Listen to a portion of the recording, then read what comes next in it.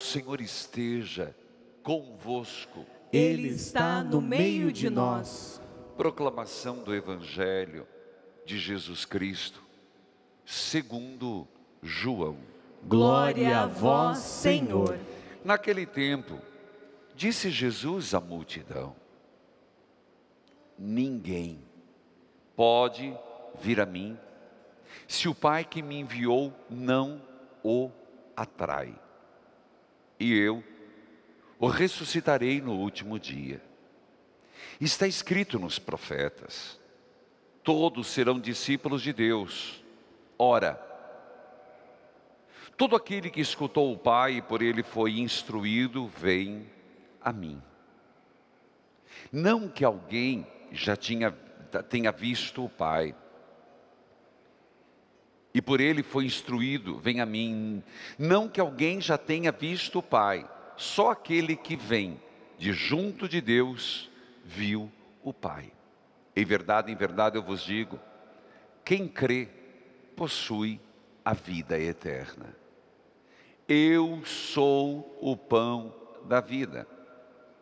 Os vossos pais comeram o maná no deserto e, no entanto, morreram.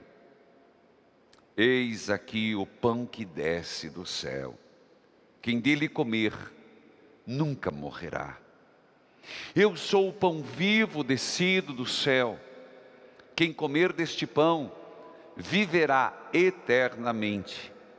E o pão que eu darei é a minha carne dada para a vida do mundo. Palavra da salvação. Glória a vós, Senhor. Que a palavra de Deus perdoe os nossos pecados. Amém.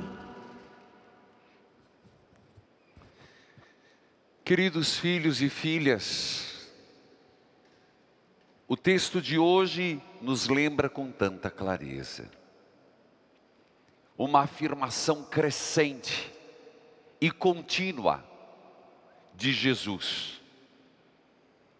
Ele diz: eu sou o pão da vida.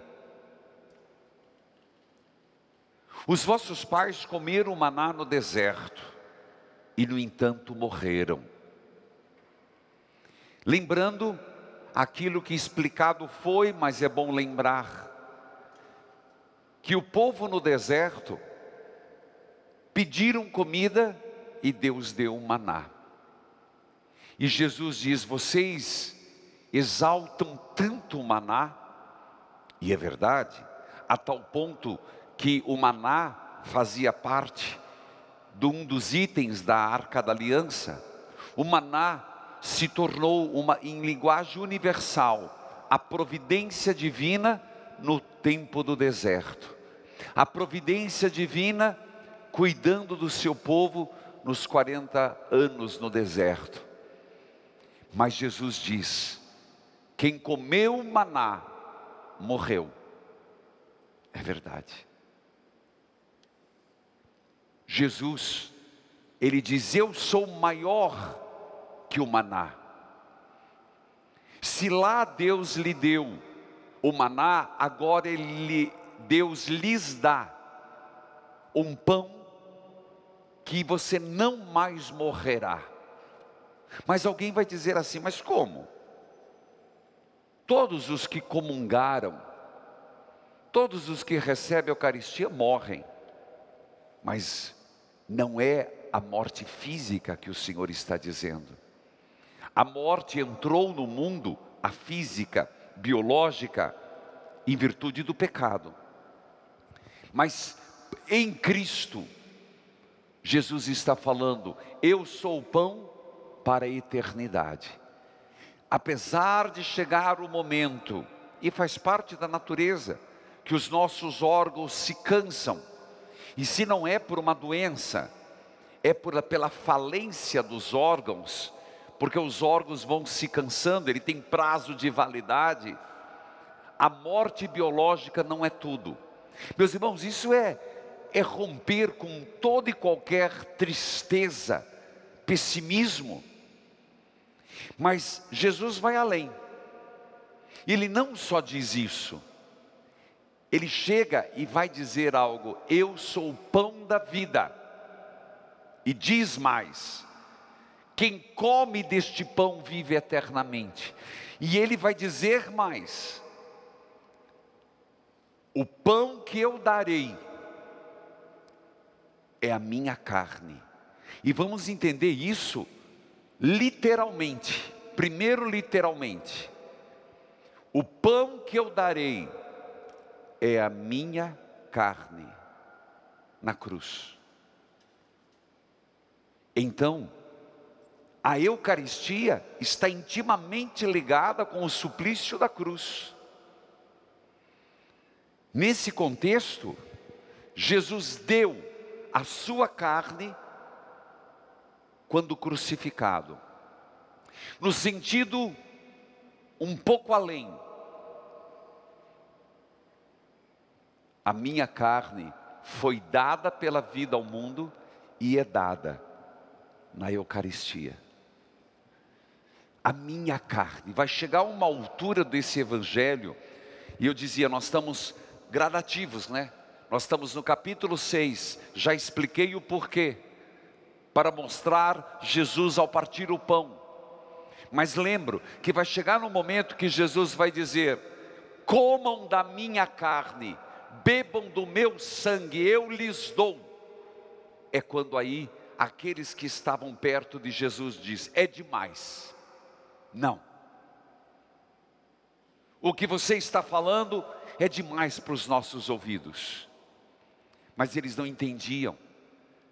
Primeiro, que nosso Senhor está dizendo que passar pela cruz é um ato de amor, é doar-se para alimentar a humanidade, para que não morrêssemos como no Antigo Testamento, mas tivéssemos a vida eterna. Feito essa primeira parte, tem uma segunda, que eu gostaria de chamar a atenção. Jesus, no meio da multidão, diz assim: ninguém pode vir a mim, e esse foi o início do Evangelho, se o Pai que me enviou não atrai. Eu repito de novo: ninguém pode vir a mim. Quem que está falando isso? Quem? Jesus. Para a multidão. Está dizendo o quê? Ninguém vai ao Filho se o Pai não atrai. Então, num primeiro momento você vai pensar assim: então quer dizer que alguém que não é atraído, que o Pai escolhe alguns que ele atrai e outros não? É lógico pensar assim. Do que Jesus está falando? Que tem alguns que Deus não se manifesta, então eu não tenho culpa. Se Deus não se manifesta, que culpa tem da pessoa não se deixar, não seguir Jesus? Não.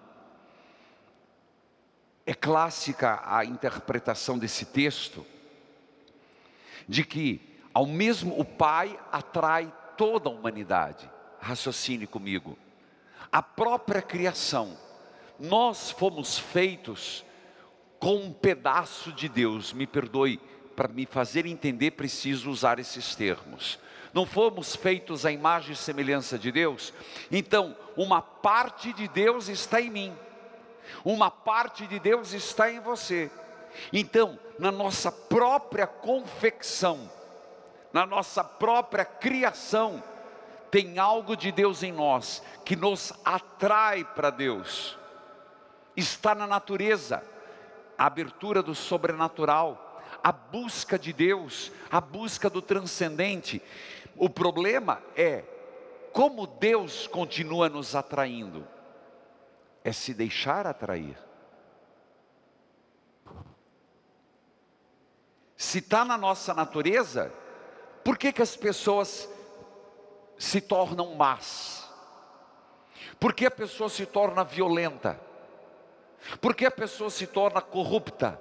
Por que a pessoa mata? Porque ela não se deixou atrair por Deus. Atrair, atração. O próprio Papa Francisco usava esse termo. Temos que nos deixar atrair por Deus, como a natureza. E você entende isso? Se você tem um vaso de flor na tua casa, que a janela está do outro lado, ele se torce, se contorce para seguir o sol. O girassol, girassol, busca o sol. Então, se deixar atrair é buscar a força, vou usar do sol, energia, santidade, esperança, confiança em Deus. É um seguir o impulso que está dentro de nós. Mas é possível que uma pessoa, no mau uso do seu livre-arbítrio, porque o livre-arbítrio ele é neutro, nem positivo nem negativo, ele é. A pessoa pode se apartar de Deus. Filhos da luz, filhos das sombras. Eu te pergunto, nós estamos nos deixando atrair por Deus para chegar em Jesus, o pão da vida? É por isso que o tema luz e sombra é muito forte no Evangelho, luz e treva. Por isso João Evangelista começa o seu Evangelho no prólogo de São João, dizendo: a luz veio, mas não o quiseram. Por isso o Senhor vai dizer: aquilo que é colocado às escondidas será revelado às claras. Vós, diz o apóstolo, vocês são filhos da luz e hajam como tal. A Eucaristia, o pão descido do céu, que é dado, esta é minha carne, este é meu sangue. Ele começa a Eucaristia exatamente assim. E vou lembrar.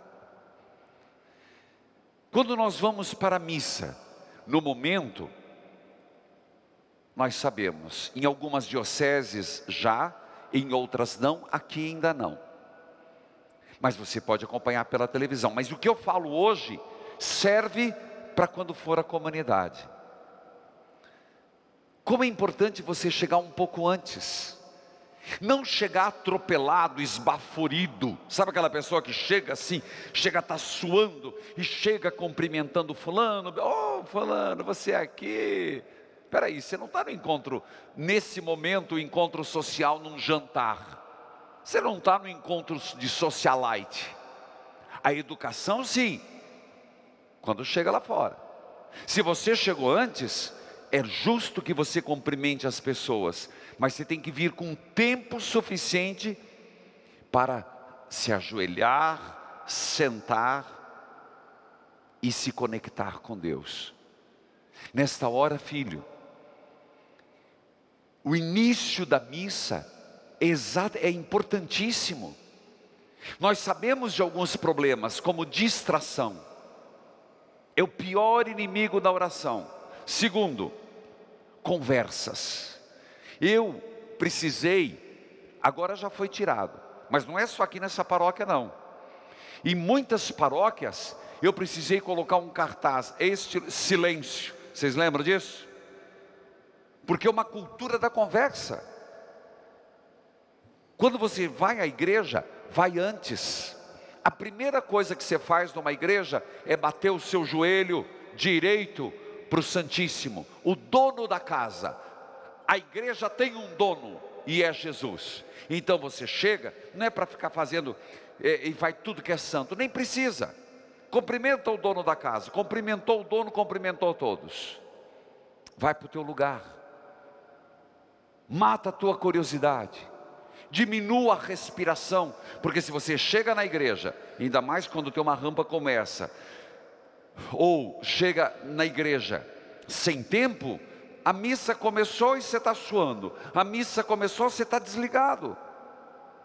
Por isso chegar um pouco antes, pelo menos 10 minutos antes, e chegando, pelo amor de Deus, respeite a pessoa que está do lado rezando. É de grande importância, eu sempre digo, um fundo musical. Não é hora de ficar lá afinando o violão. Não. Jesus, Jesus, arrumando o microfone. Faça antes. O povo que chegou tem direito de rezar. Não é hora de ficar trocando figurinha, ficar passando WhatsApp, pelo amor de Deus, modo desligado do celular. Você vai dizer, mas eu ponho no bolso para vibrar. Eu duvido, já aconteceu comigo, de eu vir celebrar missa e por algum motivo eu ter que pôr o celular para algum recado que não tinha escrito e eu tinha que dar. Foi um desastre. Por mais que estivesse no silencioso, cada vez que vibrava o celular, me desconcentrava. Eu estou partilhando com vocês, como eu prometi, nas quintas-feiras, ajudá-los a celebrar melhor. E eu estou no prenúncio da missa. Você está vendo que eu não estou falando nem do rito, eu estou falando da chegada. Da chegada.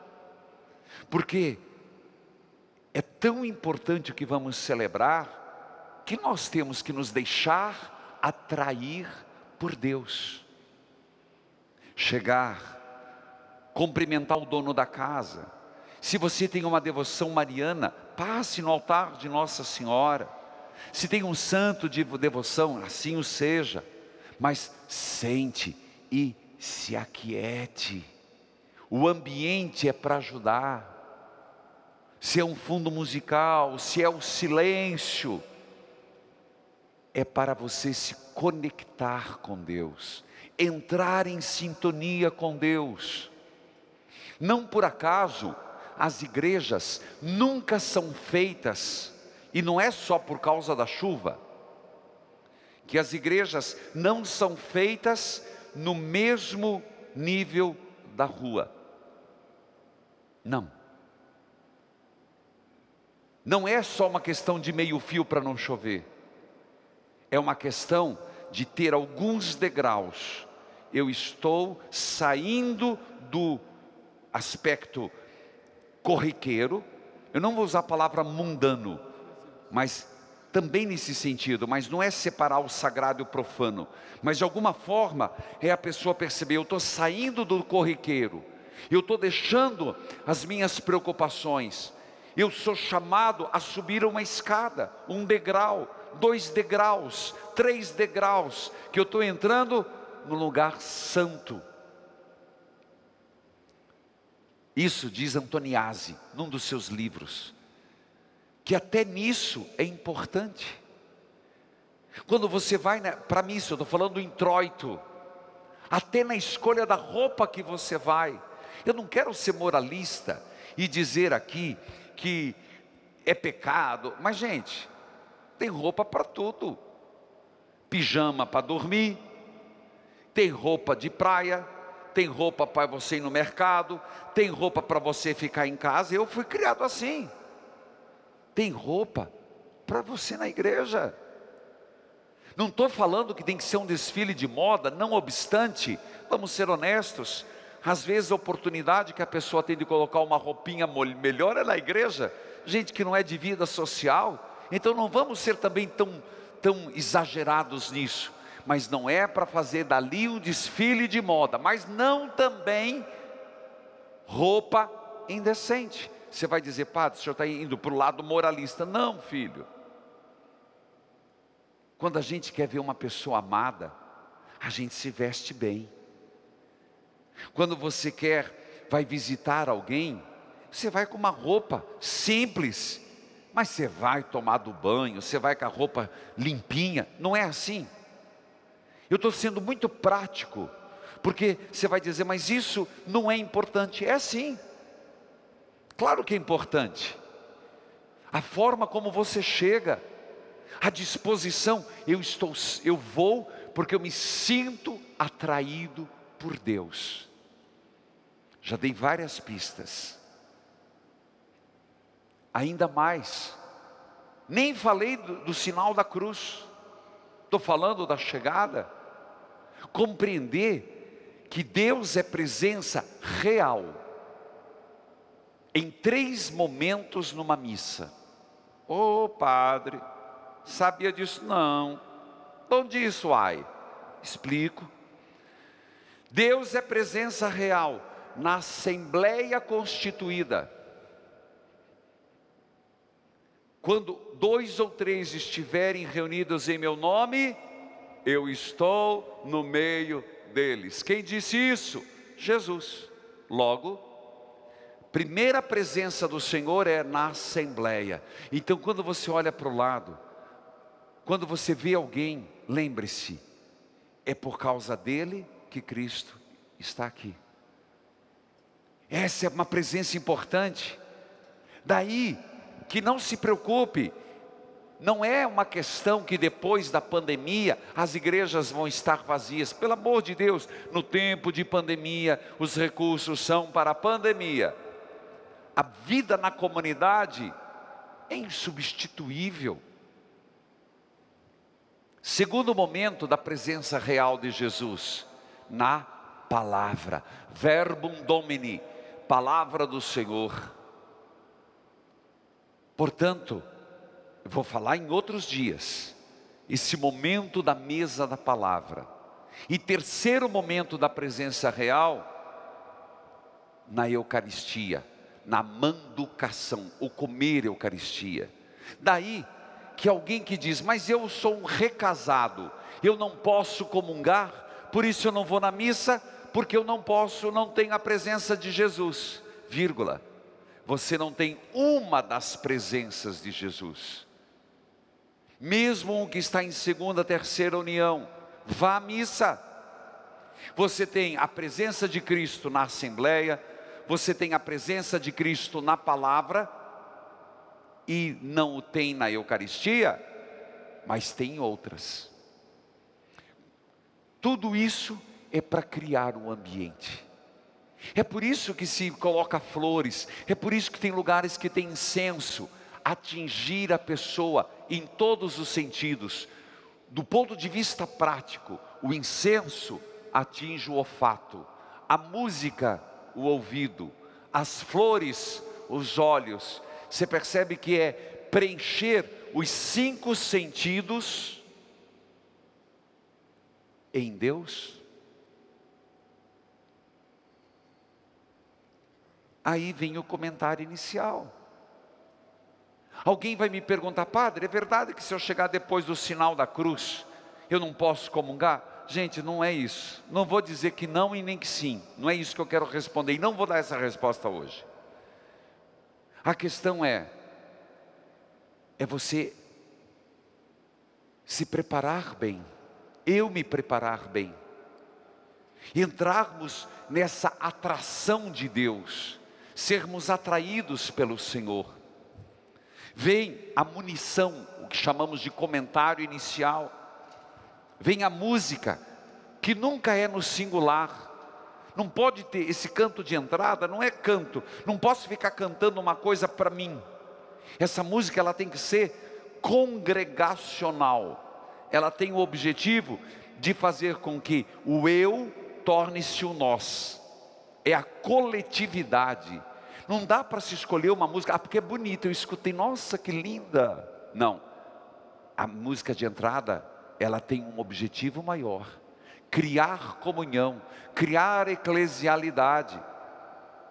Por isso, como é importante, você já está descansado, você está sintonizado com Deus, e aí você canta, formando esse coro terrestre, junto com os coros dos anjos, o céu e a terra se misturam em hino.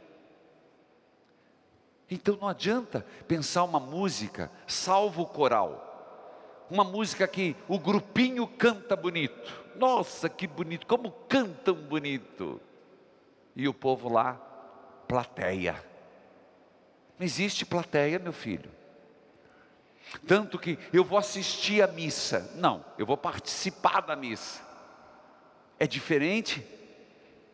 Por isso eu já faço uma crítica, que muda-se canto a cada final de semana.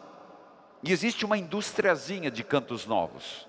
Não, a comunidade, para ter esse aspecto celebrativo, escolheu os cantos, porque gente, aqui missa é uma coisa na televisão, mas na sua comunidade, você vai no domingo é um canto, no outro já tiraram o outro, como diz, né? Aprenderam o outro, tiraram o outro.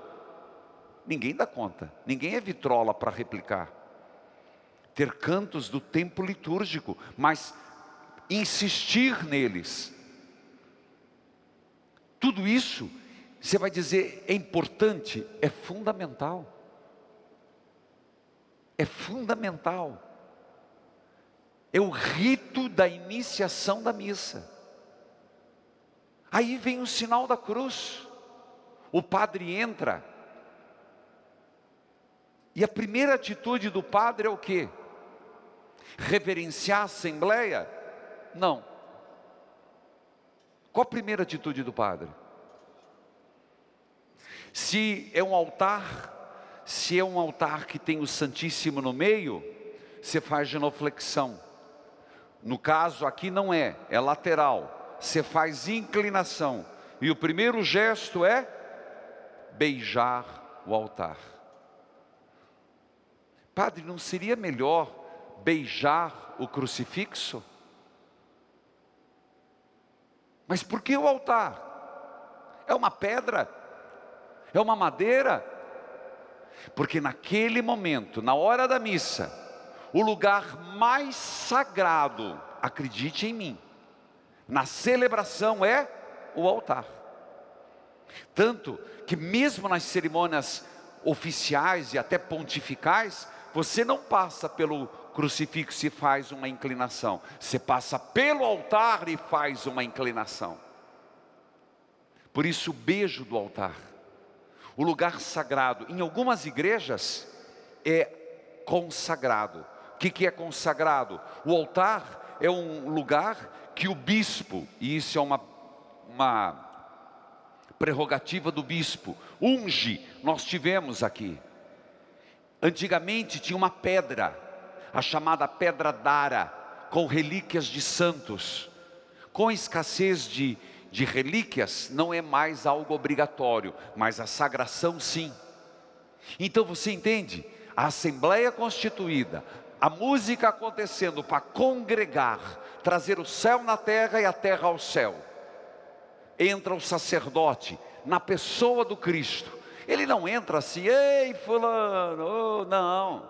A primeira reverência, o beijo do altar.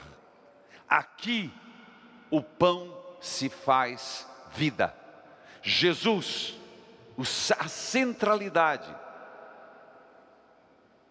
São gestos que nós temos que acompanhar. Gestos importantes. Em dias mais solenes se faz a incensação. O incenso, mas sobre o incenso eu vou explicar um dia, quando eu estiver com incenso. De novo, qual a primeira coisa a ser incensada nas festas? O altar. Depois, Jesus, na imagem de Jesus crucificado, que São Tomás de Aquino dizia, às imagens de Jesus se deve adoração, porque representa o Cristo. As imagens de santos, a veneração. E no incenso também se mostra isso, porque quando é uma imagem de Nosso Senhor, no caso da cruz, são 3 vezes. 1, 2.